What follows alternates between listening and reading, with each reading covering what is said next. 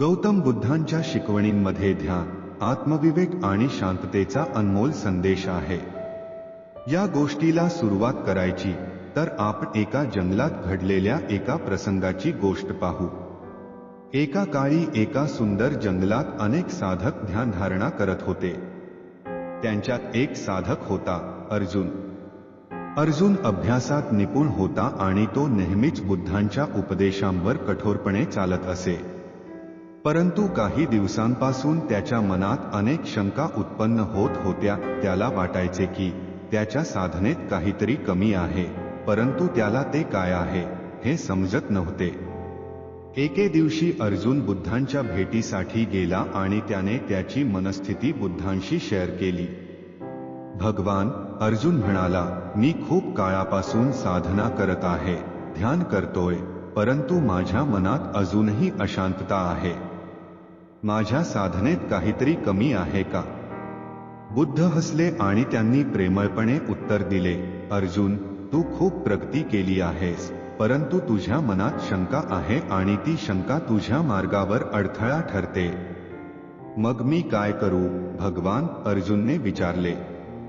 बुद्धांनी अर्जुनला शांतपणे पाहिले आणि म्हणाले, मागे वळून पहा अर्जुन. अर्जुन गोंधळला. मागे वळून पहा, काय अर्थ आहे या शब्दांचा? बुद्ध म्हणाले, तू आतापर्यंत किती प्रगती केली आहेस याचा विचार कर.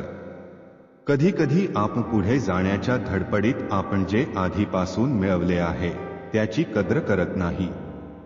मागे वळून पाहणे म्हणजे आपल्या आतल्या शांतीच्या आणि प्रगतीच्या क्षणांची ओळख करून घेणे. अर्जुनने बुद्धांच्या या शब्दांचा विचार केला. त्याने मागील आठवणींमध्ये डोकावले. त्याने आठवले की साधना सुरू करण्यापूर्वी तो किती अशांत होता, त्याच्या मनात किती द्वंद्व चालू होते. परंतु साधनेमुळे त्याला एक प्रकारची शांती मिळाली होती. जरी ती संपूर्ण नव्हती तरी ती प्रगती होती. अर्जुनने ते ध्यानात घेतले आणि त्याला जाणवले की तो नेहमीच साध्याच्या शेवटच्या टप्प्याला गाठण्याचा विचार करत होता, परंतु या प्रवासाच्या मधल्या टप्प्याचा तो कधी विचार करत नव्हता. त्याने बुद्धांच्या शिकवणीचा खरा अर्थ समजून घेतला. त्याने आपल्या साधनेत हे समाविष्ट केले, प्रत्येक दिवसात छोट्या यशांची कद्र करणे आणि आपल्या आतल्या शांततेला ओळखणे. त्याच्या साधनेत अचानक परिवर्तन झाले. ज्या शांतीच्या तो शोधात होता ती शांती त्याच्या आत होती, फक्त त्याने ती कधी ओळखली नव्हती. काही काळानंतर अर्जुनने बुद्धांच्या शिकवणीत अधिक खोलवर प्रवेश केला होता.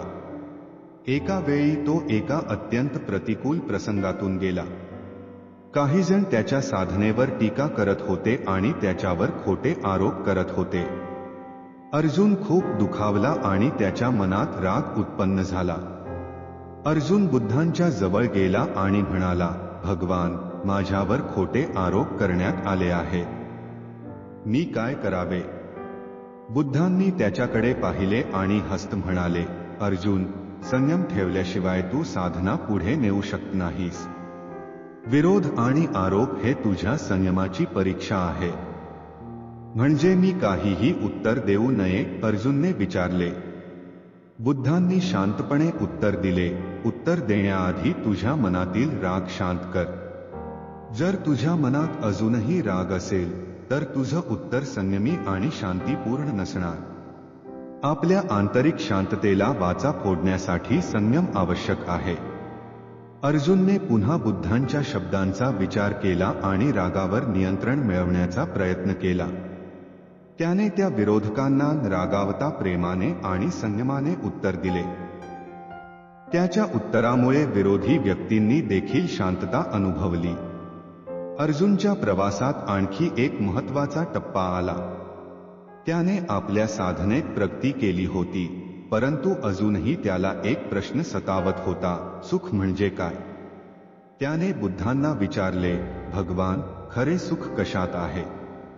मी अनेक प्रयत्न केले, पण मला अजूनही खरे सुख सापडले नाही.